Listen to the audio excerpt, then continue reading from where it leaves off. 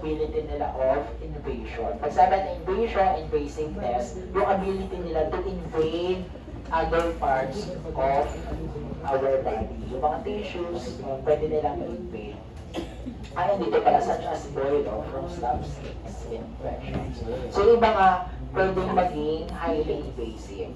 So kapag ang isang bacteria is invasive, pwede siyang mapunta sa bloodstream. No? And the presence of bacteria in the blood is tinatawag natin condition na bacteremia. Although this one is self-limiting naman. Pag sabi ng self-limiting, kahit hindi natin i-treat over time, oo. Kasi hindi naman, yung blood naman natin is hindi suitable na environment para sa growth ng mga microorganisms. So over time na, at saka doon pa yung mga white blood cells, so hindi talaga suitable. And then, septicemia, so after bloodstream, pwede pa sila mag-infect from to another organ. So maaaring ang initial na site of infection ay sa stomach. Pwede yung mapunta systemically sa other organs. Ano ba yung mga malapit natin sa stomach natin? So liver, lungs, di ba? So sunod na yan. And so virulence is the relative ability of a pathogen to cause disease, and it depends on different and several factors, no? Na yun yung mga nabanggit natin. So yung virulence class, di ba, sabi natin yung virulence is yung superpower ng pathogen, kaya siya nagiging pathogenic, nagkakos ng disease. Yung superpower na yun has something to do para mag-provide siya ng adherence, colonization, invasion, and other virulence factors. So yung isang pathogen, depende dun sa mga virulence factors niya, pwede siyang mag-cause ng like yung mga most common symptoms lang like dry cough, fever, and tiredness. Whereas yung iba, pwedeng less common symptoms, gastrointestinal problems, nausea, diarrhea, sore throat, or severe, no, if mas mataas yung virulence ng isang pathogen. So, ibig sabihin, as the virulence increases sa mga pathogen, mas nagiging severe yung symptoms na kaya nilang ilugan. So, virulence factors are any toxic or destructive substances produced by the pathogen. So, pwedeng it enhances invasiveness, it causes host damage, or it facilitates and promotes infection. O, tingnan nyo itong table na ito, kayo naman mag-explain. O, baka-interpret ito. This is a bar graph showing percentage of mice kill, mortality rate, or mortality, and then number of cells injected per mouse. And we have two organisms here. One is highly virulent, Streptococcus pneumoniae, and another one is moderately virulent, Salmonella enterica. Oh, how do you interpret this graph? May significant value. Yung sa marami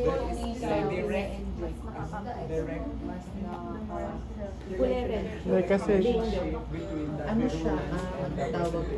Ang i-differentiate natin is yung dalawang mag-ibang organism. Ano masasabi natin sa kanila? yung sa kay virulence or yung streptococcus on the left side, then there's two organisms. So, kahit ganun ka-okay siya, it guaranteed to kill yung the mice that was used sa test. Kumbaga, compared to Salmonella enterica, kailangan mas marami pa po siya. Yes. So nakita ninyo, tama. Doon sa Streptococcus pneumoniae na comparatively mas highly virulent compared kay Salmonella, kakaunting cells lang yung required para mapatay yung almost 100% nung, this is in percentage, di ba?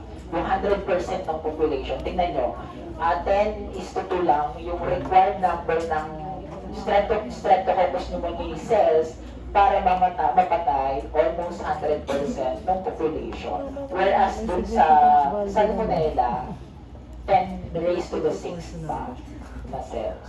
So, mas maraming kailangan na sa Manila para mapatay Yung Yung mice tsaka yung breast. So it shows na mas virulent, no, yung streptococcus. Kasi konti lang konting cells na yung ginamit natin and yet napatay niya yung 100%. So the following are some of the virulence factors na maaaring mayroon pala yung isang pathogen. So ito na klase yung mga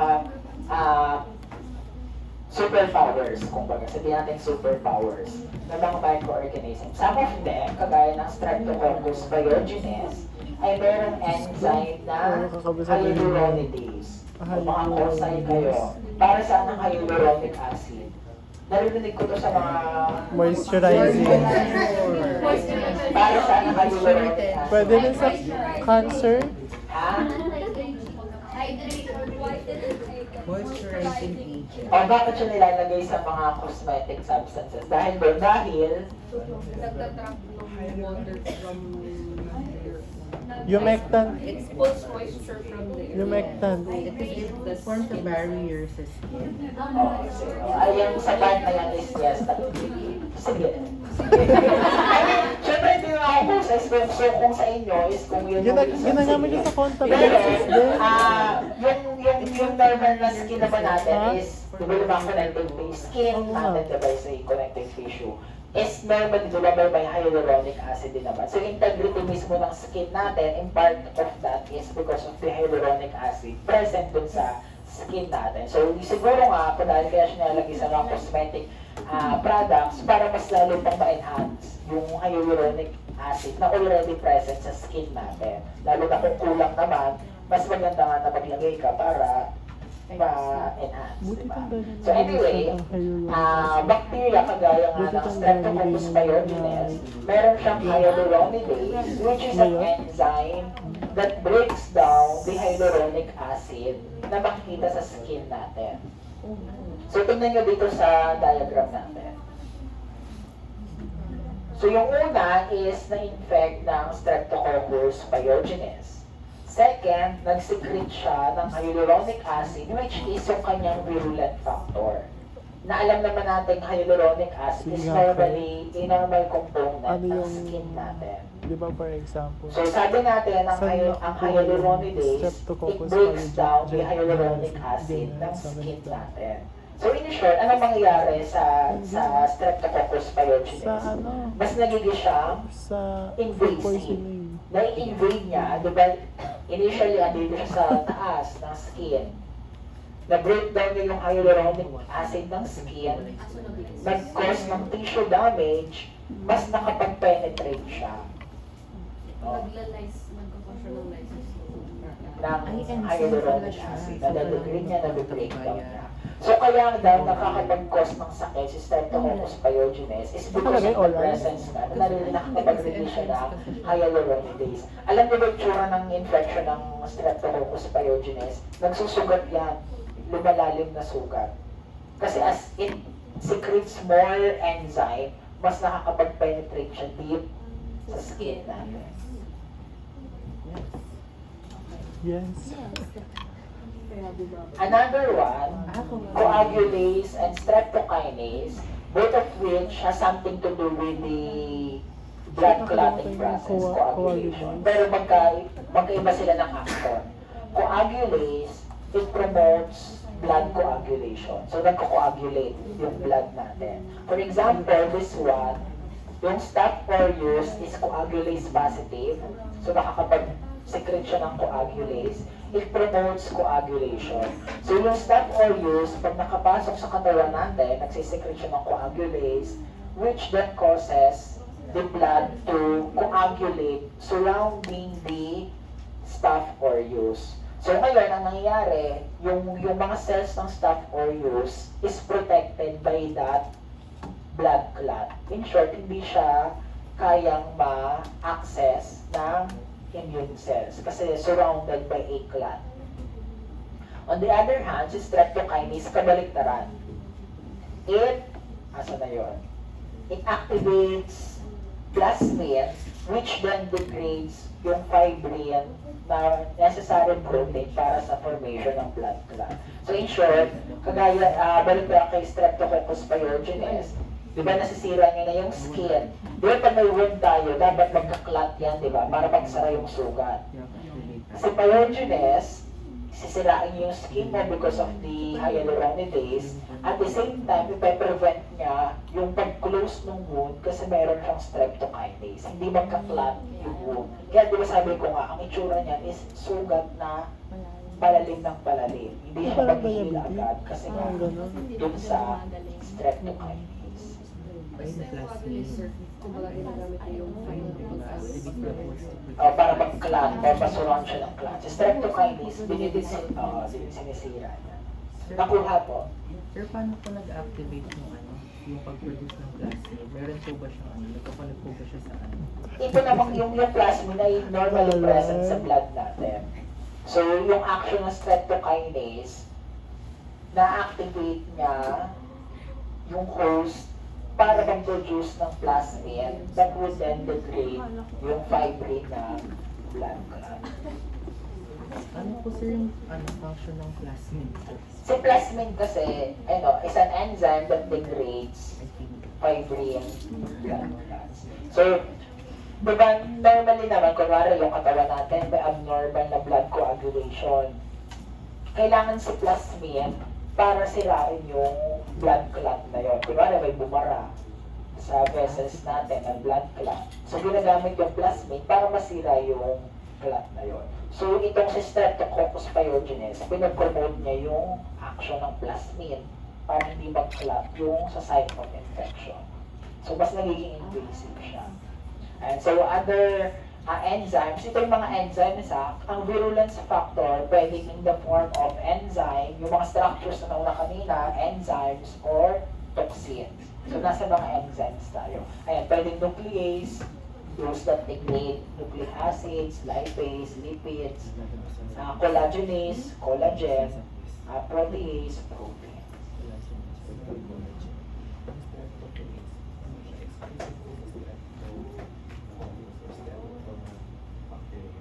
Yung iba naman meron ding streptokinase din.